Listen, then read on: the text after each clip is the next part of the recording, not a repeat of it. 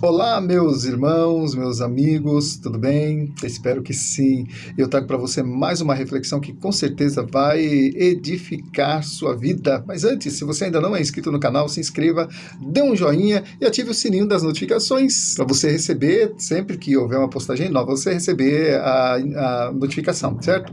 E compartilhe também, né, se você achar o conteúdo relevante. Vamos lá então? O tema de hoje é: quanto vale a sua alma?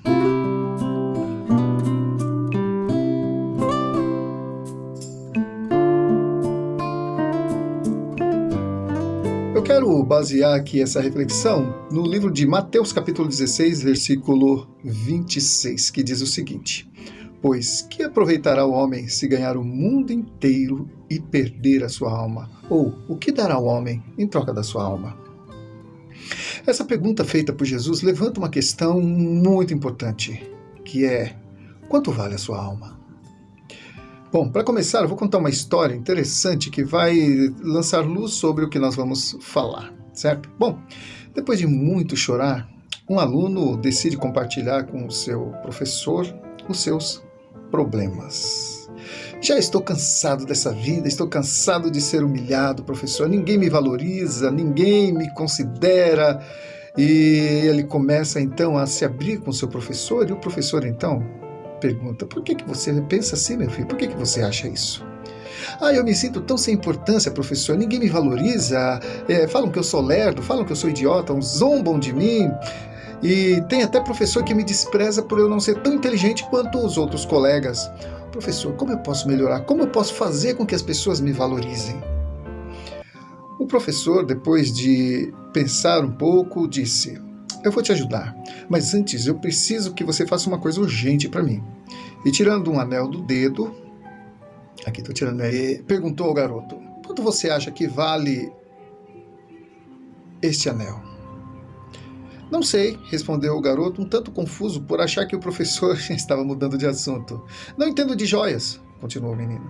Pois bem, prosseguiu o professor, tirando o anel do dedo, preciso que você vá ao mercado e tente vender esse anel para mim. E quanto devo pedir por ele, professor? As pessoas farão sua oferta, respondeu ele, mas não a venda por menos de R$500. Certo? O garoto então saiu e foi tentar vender o tal anel. As pessoas olhavam e faziam seus lances, uns ofereciam R$10, outros ofereciam R$20 e outros até zombavam do garoto, dizendo que ele não conseguiria vender pelo preço que ele estava pedindo. A situação estava ficando um tanto constrangedora para aquele rapazinho, e quando um senhor de meia idade, querendo ajudar, disse: filho, esse anel é muito bonito, mas não vale o que você está pedindo. Um tanto frustrado, o jovem garoto então colocou de volta o anel no bolso e voltou, desejando ter os R$500 para comprar o tal anel e se livrar daquele constrangimento.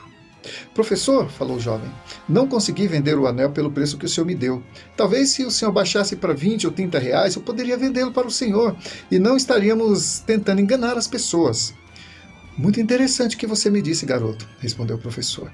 Devemos antes saber quanto vale o anel para a gente não estar enganando as pessoas, não é mesmo? Então, eu quero que você vá àquela joalheria que fica ali na esquina e peça para o joalheiro avaliar o anel e pergunte quanto ele vale. O joalheiro então pegou o anel, usando uma lupa, começou a examiná-lo cuidadosamente. Em seguida, pesou o anel numa balança de precisão e, depois de analisar outros detalhes, disse ao menino: diga ao seu professor que se ele tiver interesse em vendê-lo hoje, eu posso pagar R$1.500 por ele. 1.500? Exclamou o menino, admirado. Sim, respondeu o joalheiro, mas se ele me der um prazo, eu posso conseguir uns R$2.000 por ele. Impressionado por ver como o joalheiro observou o anel e pelo valor que ele deu ao anel, o menino correu a encontrar-se com o professor e contou-lhe como o joalheiro examinou cuidadosamente o anel e quanto ele havia oferecido por aquele anel. Senta aqui, disse o professor. Nós somos como este anel, continuou. Muitas pessoas não nos valorizam porque não entendem de joias. Como assim? Perguntou o menino. Você é uma joia muito valiosa e única, meu filho. E somente um especialista em joias poderá te avaliar e atribuir a você o seu real valor. Esse especialista é Deus, e para ele você vale mais que o mundo inteiro. Você é tão precioso para Deus que ele te vê como filho.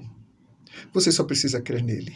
No final da conversa, o menino já não estava mais triste. Ele estava convencido do seu valor para Deus. Agora, eu quero me dirigir a você que está vendo esse vídeo. Todos nós, por vezes, nos encontramos no mercado da vida.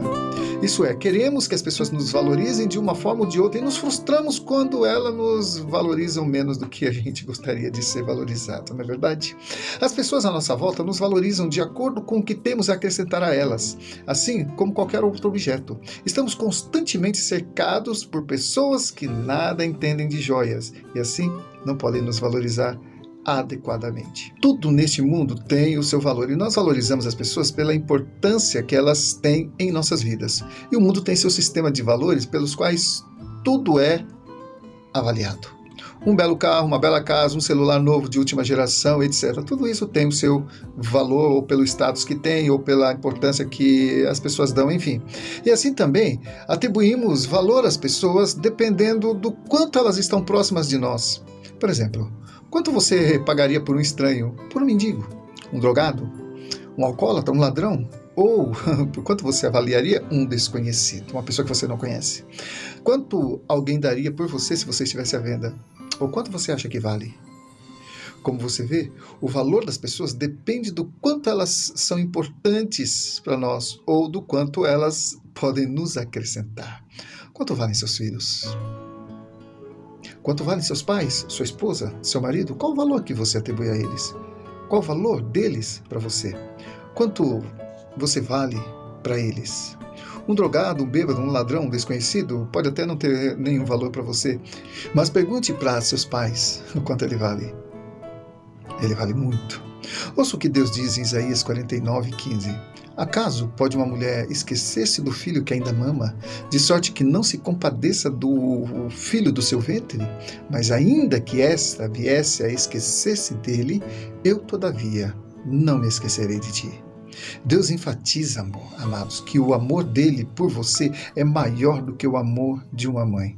No entanto, no meio de uma sociedade de valores tão contraditórios, tão confusos, é difícil medir as coisas pelo seu real valor e mais difícil ainda é medir as pessoas. Mas aquele que tudo criou pode definir com precisão e com muita sabedoria o valor de tudo, inclusive o seu. Quanto você vale para Deus?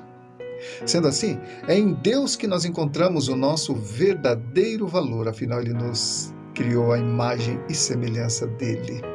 E então, nosso valor, ele não pode ser medido pelo que o mundo nos avalia, porque o mundo tem os seus valores que não são os mesmos de Deus, né? E muitas vezes nós nos frustramos porque queremos ser valorizados pelos critérios dos homens, queremos ser medidos e apreciados por medidas humanas, e nos frustramos com o valor que nos dão. Mas há uma coisa importante que nunca devemos esquecer. Jesus também foi medido pelos homens, e eles não lhe deram o devido valor. Ouça o que diz o apóstolo João sobre isso, em João capítulo 1, versículos 10 e 11. O Verbo, ou Jesus, estava no mundo. O mundo foi feito por intermédio dele, mas o mundo não o conheceu. Veio para o que era seu, mas os seus não o receberam. Todos nós conhecemos a história de Jesus. Ele foi crucificado, morto, desvalorizado, depreciado. Jesus não cometeu nenhum crime. Ele apenas foi perfeito. Mas o mundo não o valorizou, justamente porque era perfeito demais para ser medido pelos padrões humanos, né? Bom, mas agora eu te pergunto, quanto Deus pagaria por você? Quanto Deus daria por você? Pela sua própria avaliação, na sua humildade, talvez você dissesse, eu sou tão insignificante, tão sem valor, tão pequeno para ser até mesmo valorizado por Deus. De certa forma é isso mesmo. Nossos pecados encobrem o valor que nós temos para Deus. Mas Deus nos enxerga além dos nossos pecados. Ele nos vê a sua imagem e semelhança. As pessoas, de modo geral, não conseguem nos ver assim, e por isso não podem ver o valor que nós temos. Mas Deus não te vê como o homem vê. Ele pagou por você o que ninguém pagaria. Ele não pechinchou, não aproveitou nenhuma oferta de ocasião, nenhuma promoção de final de estação. Ele não pensou duas vezes, ele simplesmente foi lá e pagou o preço. Ele pagou o que você vale. Você vale mais do que o mundo inteiro, é o que diz a palavra. Pode parecer inacreditável, mas é assim que Deus te valoriza. Você sabe qual foi o preço? A vida de Jesus, o próprio Filho de Deus, foi o preço. Bom, agora é preciso que você entenda, Jesus não morreu para que você tivesse algum valor, pelo contrário, ele morreu porque você vale o preço. Você tem valor.